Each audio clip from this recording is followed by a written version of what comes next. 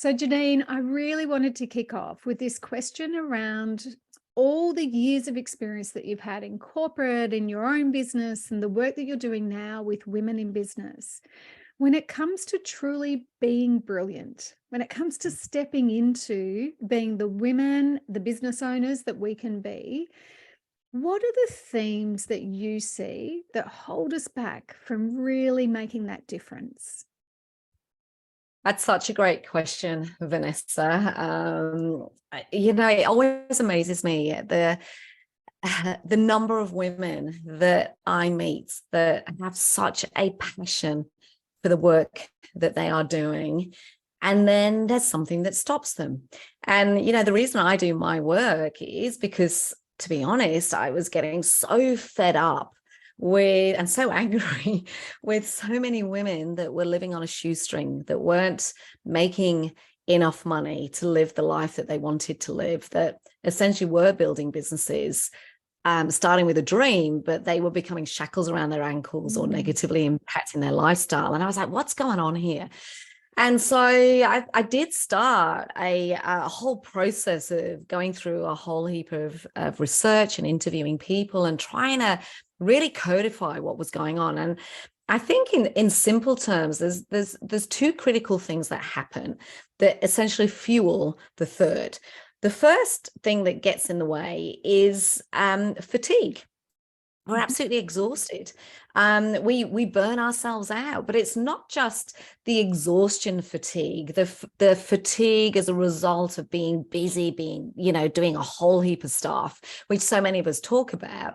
But there's another two types of fatigue that kick in. It's the what I call it. It's the stretch fatigue, the one of being you call it juggle street, where we're being pulled in so many different directions. We're stretched between our family and our work. We're stretched between our partners and what we want to do. We're stretched between where we're at now and where we want to go. And that stretch absolutely exhausts us. And the final thing, which I'm seeing more so than ever before right now, and to be honest, it's complicating our businesses, is choice fatigue. We're exhausted with the amount of choices that we have. And, what I see happening is the choice is the very thing that fuels the imposter syndrome. We chase shiny stuff. We're not sure whether we should do Pinterest, Facebook, LinkedIn. We're not sure whether we should write a book, a white paper, how often we should post, which website platform do we use, how do we build a website? And the choice itself is taking up way too much brain capacity. And so what I'm seeing is this fatigue, this exhaustion, this burnout through actually physically being exhausted from, can you see that? If you're doing this video, there's a fly flying around me, getting equally as excited. That we're exhausted with just being busy. We're exhausted with being stretched in multiple directions. And we're exhausted with the amount of choice and having to make a decision. So that's the first bucket of stuff I see. The second thing that I see is consciously or unconsciously, intentionally or unintentionally, we go into blame. We enter into this blame triangle where one corner is we're blaming something else for our lack of. At the moment, it's inflation, it's interest rates, it's pandemic, it's COVID, it's the government, it's the election. There's always something else's fault as to why we're not progressing. The second corner is we deflate onto someone else. It's my boss, it's my husband, it's my partner, it's that client, and it becomes someone else's fault. So we're deflecting from ourselves. And the final point of this triangle is we blame ourselves. I'm not good enough. I'm not smart enough. I don't have a big enough database. I don't have enough experience. I've only got X. And so these two forces of fatigue, exhaustion, and blame, when you combine them, it literally fuels stress. It fuels this downward spiral into running around like a blue-ass fly and not actually getting anywhere. And we've all been there. We've all been there, where you're literally trying to put out fires, you're experimenting left, right, and center, you're following the next 7 steps too, and nothing seems to be getting any progress. You're looking for the Band-Aid fixes. And so in my work, in very simple terms, we've got to replace the fatigue with resetting boundaries. We have to reset the boundaries for ourselves personally, for our businesses and how we're operating, and from how we expect to be treated in terms of client to supplier. So we've got to reset the boundaries. And the second piece around the blame is we have to start taking ownership. We've actually got to start taking ownership of where our businesses are at, where our careers are at, what's gone right, what's gone wrong, what we're bringing, what we do know, what we don't know. And as soon as we combine those two things of resetting boundaries and taking ownership, what happens every single time is we actually start getting momentum and shift. And it's exactly what you've done. It's exactly what I've done, where it's like, enough. This cannot work anymore. And my wish is that more female-run businesses start taking ownership of their strategy and their direction and what it is that they're trying to achieve, what success is for them, because it's not the same for everyone, and that they reset their boundaries for themselves. There are there's too much exhaustion, there's too much burnout, there's too many women running themselves ragged and actually not looking after themselves. And there is no point having a business if at the end of the day you're going to fall apart and you're not enjoying it anymore. And so it was me trying to codify that ended up with the book Be Brilliant, which is my latest book. I actually started interviewing so many leaders around the world, men and women, in business, in their own business, in corporate. I interviewed non-for-profits, philanthropists, thought leaders, sports stars, because I was like, okay, this seems really simple, Janine. How do we reset boundaries? How do we take ownership? How do we get to? And I was really curious as to what the shift was for people. Where did they shift from striving, improving, and being exhausted to actually being in this place of flow? And what became apparent for me, which ultimately became the book, is that there are these 4 laws of brilliance. And those laws are, we've got to own our brilliance. We've got to be brave enough to step into our spotlight, to be visible and quit being the world's best kept secret. So it's about stepping into your spotlight, own your spotlight. The second one then is harnessing your energy. Because if you don't have the energy to inspire other people, to create hope in other people, to encourage people to do the work that needs to be done because you're absolutely exhausted, you're no good to anyone. So the second law was the harnessing your energy. The third law then is about, actually, you can't do any of this on your own. You can have all the vision and all the dream in the world. You can have strategized till your heart content. You could have been to every single mastermind group and come up with a plan and vision boarded it. But if you don't have people to help you, if you are not connecting with intent, and it's not networking, by the way, this isn't going out and collecting business cards. This is connecting, surrounding yourself with people that get you and get your dreams, people that are going to lift you higher. If you don't have that in your world, then it's bloody hard to be successful. And then the final law is when you know what you're going for, when you know how to reset your boundaries and you're harnessing that energy and you're energized and you're driven and you got this fire in your belly to keep going and you're looking after yourself and you've got that amazing support crew behind you, it's actually about being brave enough to amplify your message and to bring people on this journey with you and to trust that the people that want to work with you are there. And that's is how we all start stepping into our brilliance. Ultimately, it's about really owning who you are. It's about absolutely stepping into who it is you want to be. And most importantly, it's making sure that fire in your belly of who you want to become is more than just a word on a piece of paper or a vision board on a wall. Wow. So much in there, Janine. I could literally just sit here and listen to you for hours, and actually I do, so I highly recommend that to any of our listeners as well.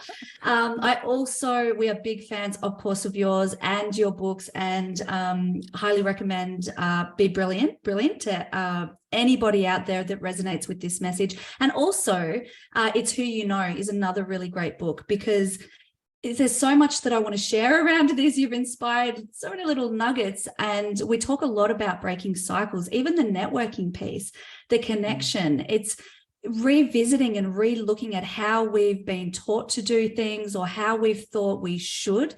It's about releasing this expectation of how we should be doing not just business, but life and every aspect of it. And I feel like there's real opportunity now, and even more so right here, right now, for us to really challenge that in business, as women in business, as non-binary business owners. This is our time to step into this space and break down those shackles and step in. So there's 2 amazing resources. We're going to put all the links in the show notes, of course. Well, 3, because you yourself are an incredible resource. So I think that's really worth mentioning as well around this networking. And I love what you said there, the distinction between owning who we are. That was actually something I really took out of your book as well, around owning our brilliance and being brave. But the distinction between owning who we are, who we want to be, and who we're becoming. Can you tell us a little bit about the distinction between those 3?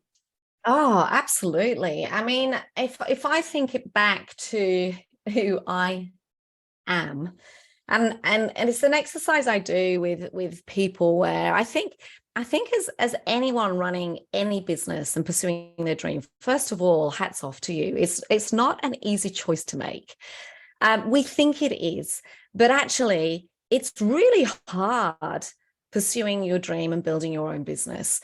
It's actually easier to be employed, to have a paycheck, to get paid sick pay and holiday pay, to have the tech person on hand, and to have someone hopefully cleaning your desk every day.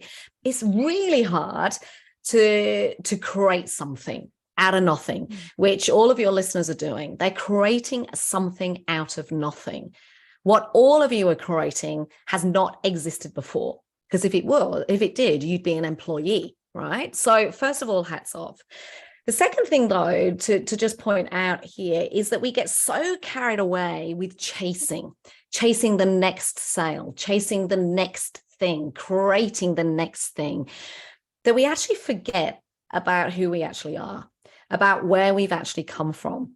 And one of the things I get my clients to do is to essentially create their own genius journey map. And it's a reflection exercise where you literally start plotting all the stuff that has happened, all of those milestone moments in your life, to really understand where you've come from, the decisions you made, the choices you made, and how it made you feel, and what you learned from that, the good, the bad, and the ugly. And it's on reflection of that this moment happens where you go, oh my God, I'm actually pretty good. I've actually done this. And for me, there was this moment where, my career is pretty, usual trajectory. I left school, I went to uni. There's a whole story about my life in my book. I'm not going to go into it here, because each of these had their moments of challenge. In England, you leave home and you go miles away to uni. So I left home at 18, went to uni. I then moved to London and started my corporate career. I then came to Australia with nothing and started all over again. But interestingly, when I think about those early days of my career, when I mapped my journey out, I realized that I'm a real fighter. I'm a real sticking up for the underdog, whether it was in school, sticking up for the kid that was being bullied, or me sticking up for myself because I was labeled as the nerd and a little bit boring, whether it be in business, in my corporate career, being the trailblazer from a female perspective, or whether it be in my own business now. And I realized that for a lot of my career, I really was on this mission to prove that as women, we could have it all. I'm 52 this year. So I was that generation that followed those amazing female role models at work, who were pretty much like your Dynasty, your Dallas, that 80s big, powerful woman, that first generation of women leaders that were really trying to break down the barriers. So they were my model. And I went into work, into corporate, into my career, going, I want to be one of those, and I want to be better. I want to create a working environment where the next generation is okay, that you can have a career and you can have a family if that's what you choose to have, and you can, and you can, and you can. What I didn't realize, though, is that over the course of that journey, all my old condition about work hard, all the hours that you can was actually the very thing that was working against me. And I had this massive wake-up call where I came home. I've got 3 children at the time. They were 7, 5, and 3. So I've got 2 boys and then a daughter in the middle. And both my husband and I were working full time. We'd arrived in Australia. We'd had family here in Australia. We actually have no one around us. We got no family. So we had family with no help here in Sydney. It was mental. It actually was really mental. Our children were totally institutionalized. We would drop them off as soon as the doors opened at daycare, and we'd pick them up, often late, let's be honest, because we were rushing, trying to do everything. And we got home, and this one particular night, we'd read all those parents' books about what you should do as a parent.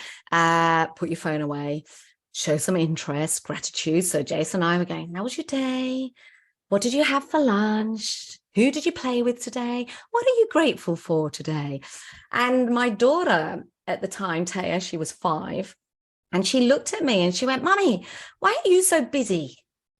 And I went, oh, well, darling, I was like, this is a learning experience. I went to uni. Look at me. I got my career. I work hard. I got my promotion. I've got lots of people that I'm responsible for at work. And I'm doing X and Y and Z. And it's all about making sure that we've got the money to go on holiday and have the toys that you want and food on the table. And then she looked at me with this really puzzled face. I can still remember it to this day. And she went, but Mummy, why are you so unhappy? And it was like, poof. Because here's the thing, for me, my entire career had been to prove that you could, that as a woman, you could have it all, that you could do this and you could do this. And I wanted to inspire this next generation of women. And yet the very person that I wanted, the very people I wanted to inspire, my daughter, was questioning my life choices. And it was this massive wake-up call for me of, actually, why would my daughter want to be me? Because all she saw was Mummy's tired. Mommy gets bored watching the 600th Barbie, the 600th time round. Mommy loses her temper really quickly. Mommy's always on her phone. Mommy puts work before me. Mommy is constantly rushing around in the kitchen and throwing food on the table. Mommy's really unhappy doing this. Wow. And where's the inspiration in that? And equally the inspiration, well, where was it for my boys? And so it was a massive wake-up call for me to go, who am I really? Who am I? And that's what this genius map, for me, it literally made me realize that I had this goal and I had this dream, but the person I was being was totally misaligned to who I am. And that's when I left my corporate job. And I decided that if I was going to inspire my daughter and my kids, if I was going to inspire the next generation, then I had to actually start living and breathing every single day the person that I am being. So when I talk about who are you, it is the clues to who you are all in your past. The golden thread is there always if you can take the time to reflect. It always points to the exact place where you are today and why you're doing what it is that you're doing. Like, interestingly, when you look at the work I do, it's still connected. Who you are being is often where there's a misalignment. Often the audio of what you are putting out, the video of what you're putting out there is very different to the audio that's going on inside. And it takes a level of courage and bravery to make sure that who you are being every single day is the message that you want to go out there. Because the change that we have as business owners, every single one of us, it doesn't matter whether you're a startup, mid-size, big size, the reality is that at this moment in time, you are inspiring other people through your own behaviors, through how you connect, through how you pick up the phone, through how you order your coffee, through how you give feedback, through how you sponsor other people. And for me, that is the change. Because the ripple effects, you experienced it recently in a room with me, the ripple effect that you can create from who you are being is so, so powerful. And then the final piece of the puzzle is, okay, where is this going? Because I totally believe that every single one of us has been put on this planet for a reason. I really do. And I believe that if you take the time to actually dig deep, intuitively, you know the work that you should be doing. But the difference between knowing that and doing something about it is why I started this by saying hats off to every single person that's listening to this podcast, because you've tapped into that. You've tapped into it. Otherwise, you wouldn't be doing what you're doing. The question, though, is how hungry are you? How hungry are you to actually make whatever that vision and that dream come true is? Where are you going? What is the reason that you're doing? And it's not about, in Be Brilliant, I have a little bit of a dig beautifully with respect with Simon Sinek. And I did speak on stage with Simon Sinek. But I have a dig with him, and he start with why, because I actually think the concept of starting with why has actually totally confused so many people. It's like suddenly we've created this thing that's bigger than Ben-Hur of, oh my God, what's my why? What's my purpose? I don't know it. And actually as coaches, we're making an absolute fortune out of people that have got no idea what they want to do. And I actually think we've made it bigger than it is. Because I wonder whether, well, Nikki, if you think about what your why is now, if you think about, let's not use the word why, I call it contribution, the contribution that you want to make. If you think about that contribution that you want to make right now, as at this date that we're recording this video, this podcast, and think about that, and now compare it to the contribution you wanted to make when you were 18. Is it the same thing? I would suggest probably not. There might have been an underlying, but I totally believe that as you go through these various stages in life, it becomes more and more apparent. The dots start connecting even bigger. The people you surround yourself with push you to actually think bigger.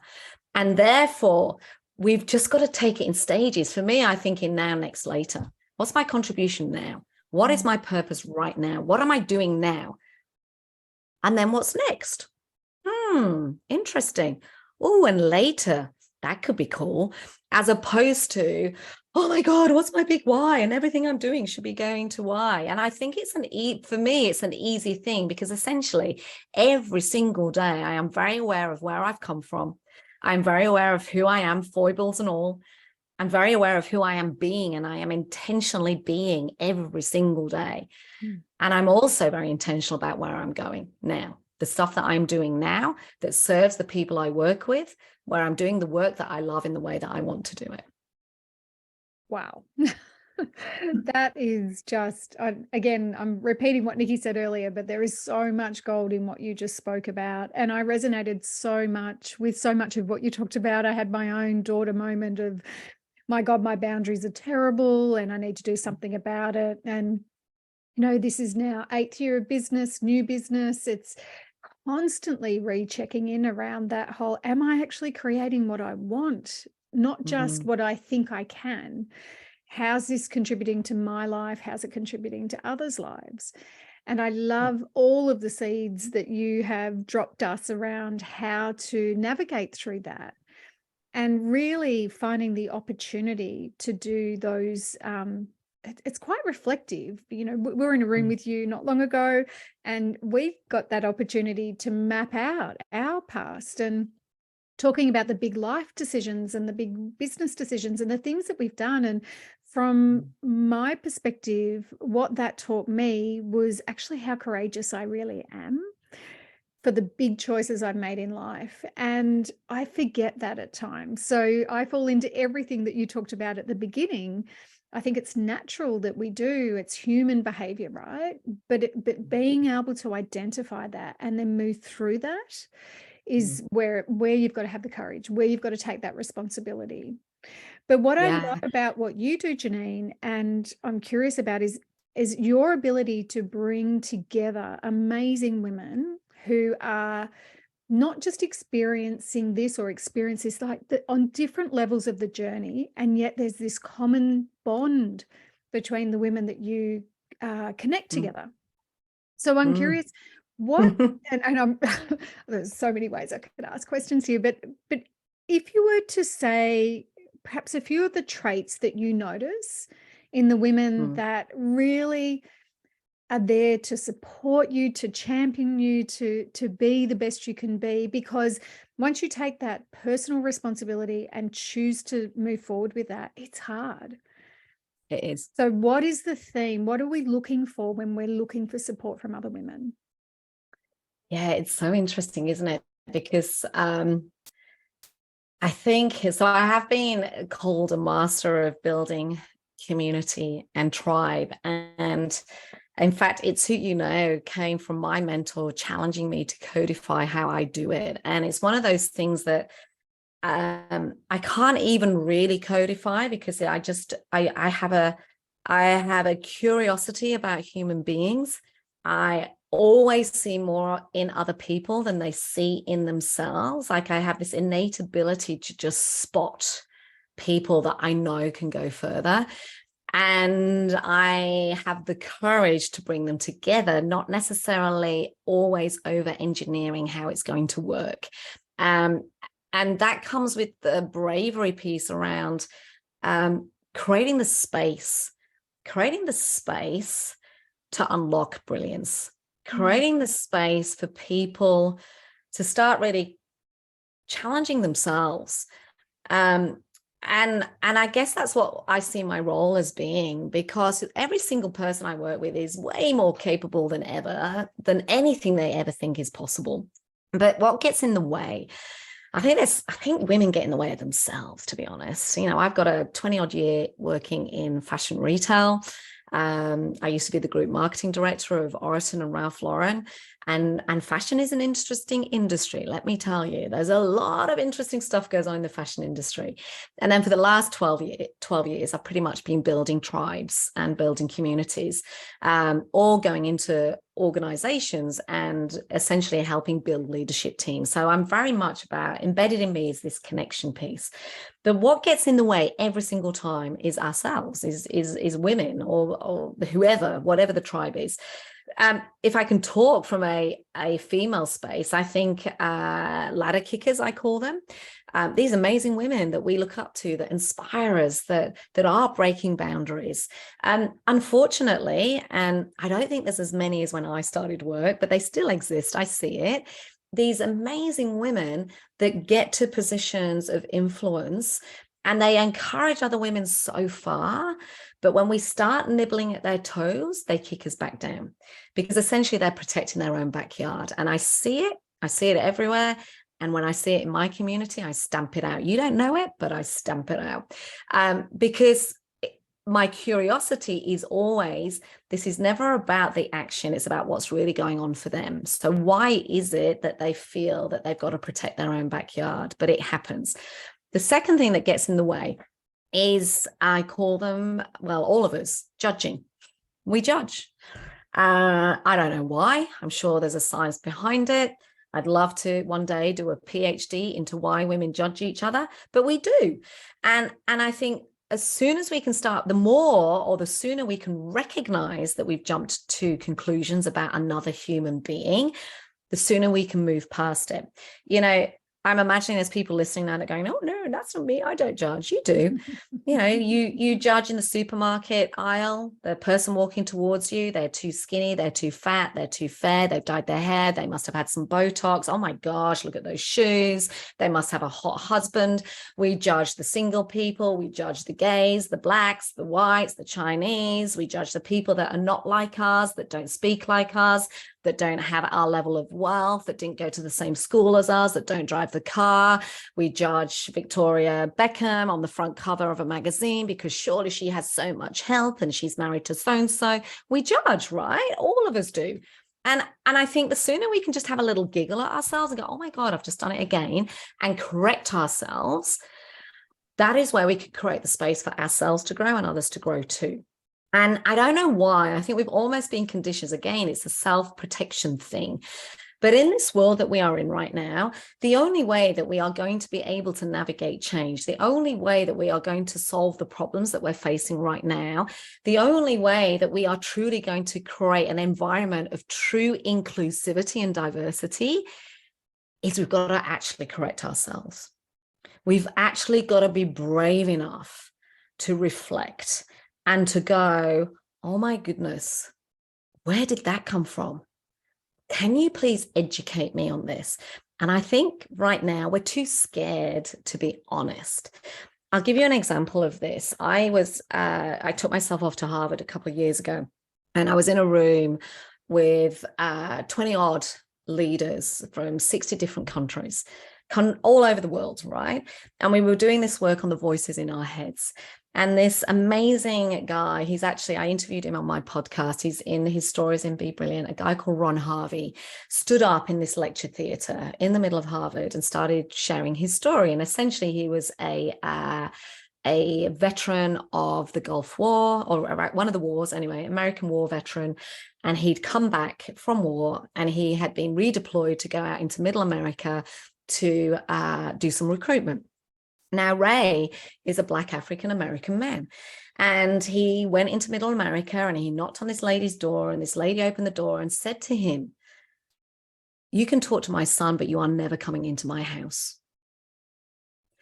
And he said in that moment, he realized that he was being judged purely for the color of his skin. And his anger immediately was, how dare you? Like, I've just fought for our country. I've watched my friends die. I've had people injured on my watch. And I am here to talk to your son about joining the forces because he wants to. And he said in that moment, he had a choice. And his choice was either to go into battle, or his choice was to actually lead from a place of love and a place of teaching. And actually what he did is he went, okay, I'll be waiting in the car, send your son out. The son came out, sat in the car. The son started getting really angry about his mom and his mom's judgment of Ray. And Ray went, you're not ready to join the forces, because in the army, we're taught to respect our elders. And at the moment, you're disrespecting your mom and it's not acceptable. Come back to me when you're ready. Cut a long story short, a year later, he got into the forces. But what the special moment was the mother of the son rang Ray and actually apologized and said, rang Ron, because that's really hard to say, rang Ron and apologized for her behavior and said to Ron, I have never seen my son respect somebody like he did you. I have got something to learn and I want you to teach me. Can you come to my house for dinner? And every single Easter thereafter, they've had dinner. And the point here for all of us when we think about judgment is we've got to get curious about what we have learned in our past that is making us judge other people, and be brave enough, because it takes bravery, to actually be prepared to acknowledge that you are wrong about your judgments. Now, in this lecture theatre in Harvard, in front of 60 other people, I burst into tears. I literally had this incredible energy shift happen, and I could not stop crying in front of my peers, because I realized in that moment, this is where those golden threads connect. I realized in that moment that actually the fight that I have for the underdog had been created at the dinner table as a child. I grew up in the north of England in a farming community. There was so much judgment around race, religion, who was taking jobs, men versus women, because of the environment that I grew up with. So all I heard was them versus us, them versus us, them versus us. And as a child, I didn't realize that even then I had a fire and I was going, this isn't right, this isn't right, this isn't right. And that moment that Ron shared that story was the penny dropped as to why I do the work that I do, why I build communities where there is no judgment, where I stamp out bad behavior, where I call people on their bullshit, because all of this stuff stops community building. Because if we're not careful, we only connect with like. We only connect with people that think like us. We only connect with people that are at the same stage of business as us. And yet, when we talk about diversity and we talk about community, we've got to be brave enough to step out of what we know, to get curious about connecting with people that are different to us, but to also be brave enough to be corrected, to actually be told, do you know what? That thinking is a little bit archaic. To question ourselves, because we've actually, all of us have got nothing at all to prove. We've got nothing to lose, but we have got so much to gain. And so when I talk about community, That's exactly what I'm doing. And when I look for people, you know, I look at, you girls have done this. I go, okay, what are your values? What are your values? What are your values? And you've got to be brave enough to bring people in that are aligned to your values. So my values are, I work with people who are prepared to invest in their growth. I'm not looking for ladder kickers ladder kickers or tire kickers. I'm not looking for people that want band-aid fixes. I'm looking for people that are prepared to invest in their growth because they're hungry for their future. I'm looking for people that are willing to do the work because it takes work. It's hard, not just building a business and putting in frameworks. It's hard to be challenged. It's hard to experiment. It's hard to reflect on yourself and to step into that next phase of growth. And you imagine, well, you've experienced it when you're a room of people who are all in that same space. That's where amazing stuff happens. So willing to invest, prepared to do the work, taking ownership around their success, not looking for people that are going to fix it. People that make excuses, I'm not interested in. But the other two key things for me is an understanding that it's a zero-sum game. I am continually looking for people to come into my communities who understand the power that exists when we truly collaborate, when we're willing to share, when we're not in competition, but we're in co-opetition. We know that we're trying to both build businesses, but we know that when we come together, it's a zero-sum game. There is no end. There is no start. It's just what can we together create? And the final one for me is I work with people. I bring people into my world that if they were to turn up and knock on my door, I'd be really happy to let them in, to come and meet and hang with my family, to sit at my dinner table. I want to hang out with people that are fun. And so I do create communities of people that are like me, because I truly know that when you bring people together, the power of the collective is where when we all succeed, everyone succeeds. When we individually succeed, everyone succeeds. But the next step is then how do we collectively take that energy to make a bigger impact? So I don't even know if I answered your question, though, but anyway. You certainly. I'm just mesmerized by what you're saying, and I could listen to you, like Nikki said before, forever. Yes, there's so much in that. Again, oh my gosh. But also what I'm hearing in that, Janine, particularly so when we're looking for reaching out for communities or that support piece, it is finding that values match, the people that we enjoy spending time with, good humans. It's a good human policy, and challenge yourself to find diversity as well, different stages in business, different life, different backgrounds, because that does then help us reframe and challenge our thinking and grow. And it's okay. We, like you say, we've all got unconscious bias. We all have instinctive judgments. And some of that is a survival mechanism, and and the societal expectations, not just in our life, but ancestry, our ancestors. So we have the opportunity to bring awareness to that, not judge ourselves for that initial judgment, but then consciously change that behavior. Totally. Can I just add one thing to that? Because bringing it back to women in business, or non-binary people in business, what I want to challenge your listeners with, and I wrote a blog about this, or a piece on LinkedIn called "I Am Not a White Man," and the reason I wrote this was I think part of the exhaustion, part of the fatigue, part of the questioning about how we should be building our business is because we are trying to build our businesses based on a preconceived idea of what a business should look like. And that preconceived idea is actually our beautiful men that have built these amazing businesses based on their rule book. And it was cool. It worked. It's the very thing that built my career. Okay. I totally get it. This is not about them versus us in any way. But what we have to own right now, this year, is the fact that if you want to build something, build it on your terms.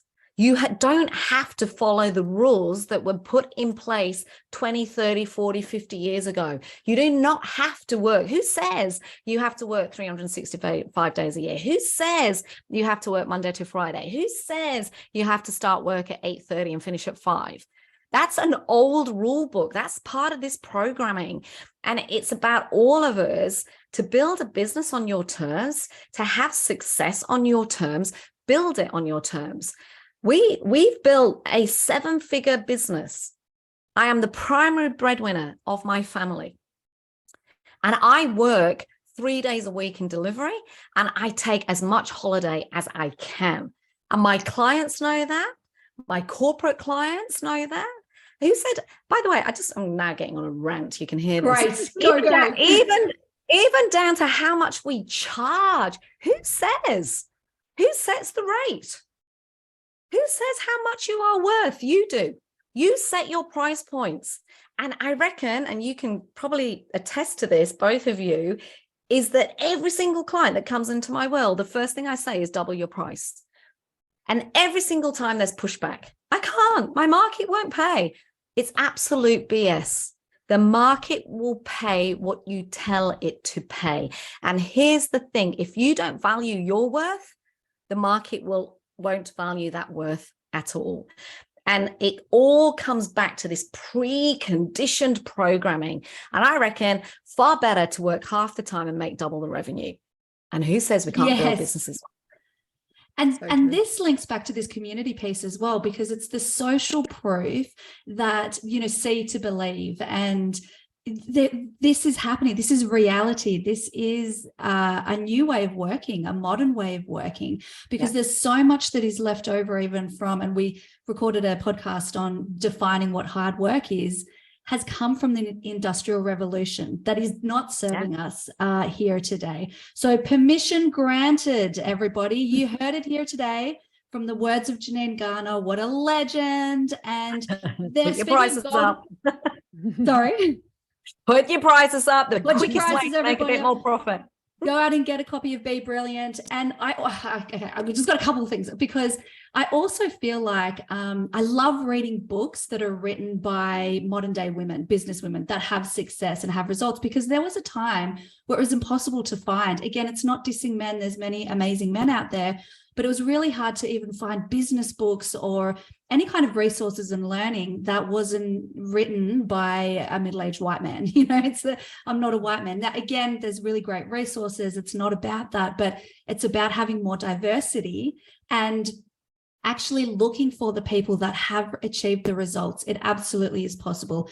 Speaking of golden threads, there are so many golden threads that you shared with us today. The connection between who we are, who we're being, who we're becoming, and that misalignment between who we're being and who we are. I can't help but think you started talking about the fatigue, the stretch, the choice, and the blame factor and the stress that comes from that. That there's a connection there, people. So please listen to this podcast more than once. We always ask one final question, Janine, around breaking cycles. We like to make sure that there's at least one actionable, and let's be honest, there's lots of action people can take. One of them I'm going to say is get your hands on Be Brilliant and read that baby. And it's who you know. What advice do you have? What's one action that our listeners can take that helps them step into their brilliance and own their brilliance? That's such a great question. One action. The action I would get them to take, your listeners to take today, is on a single piece of paper, write down, imagine I am your fairy godmother, and write down what your non-negotiables are. What your non-negotiables are in terms of the clients that you want to work with, how you want to grow your business, the days of the week you want to work, the hours you want to put in, time you want to spend with your loved ones, the things you want to do for yourself. Like, take ownership and write down those non-negotiables. Take a moment to do that. Then I want you to reflect on, if you were living your life by that, in that way, what are you losing? What are you really losing? And be really tough on yourself. There's the potential that you might lose some clients. There's the potential that you might not be able to answer that email at 10 o'clock at night. There's the potential that you might let someone down. Like, be really tough. If you're living those non-negotiables, what are you missing out on? What are you losing? And then the final piece of this exercise is actually reflect on what you're gaining. If you're now building your business and living your life based on your non-negotiables, what are you gaining? More time, more freedom, more energy, better quality clients, time to invest in yourself, more energy, more learning, more fun, more joy. Like, put those 3 boxes. And then I want you to look at those boxes and go and ask yourself, why are you choosing to live your life based on what you think you're losing? And wouldn't it be better to build your business and live your life based on those new non-negotiables and the possibility of what you could gain? Because everything you are searching for right now, everything you need to move forward in your business and life, you already have inside of you. It's just that you're not listening. You're not noticing.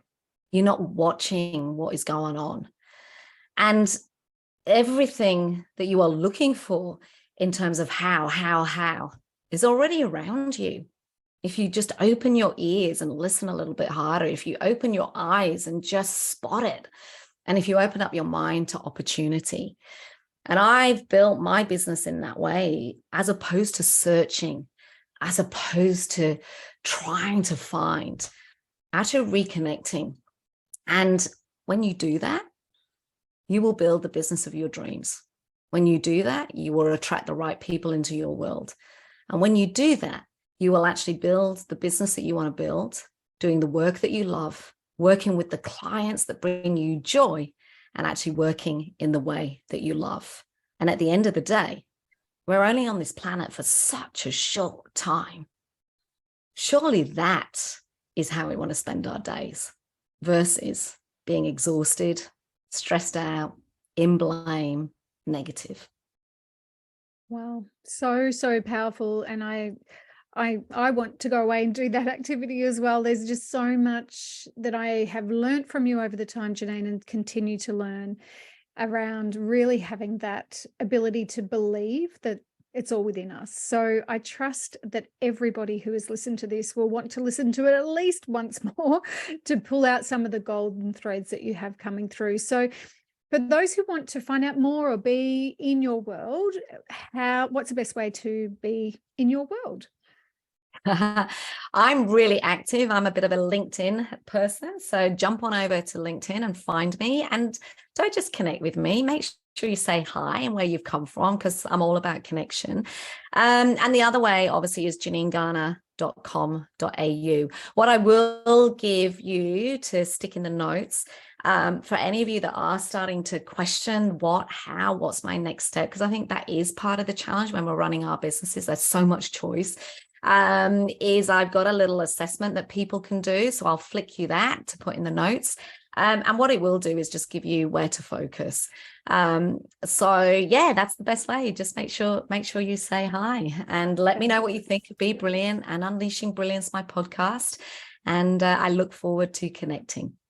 That is so fabulous. Thank you. We will make sure everything is in the show notes so that people can reach out to you. And again, thank you so much for your generosity of everything that you've shared with us today, and that you continue to share across all of those platforms. So I know we've gone over what we said we would, but it was such a great conversation and we have so much gratitude for you. Thank you everyone for listening in, and we'll catch you next time. See you later, everybody. Bye.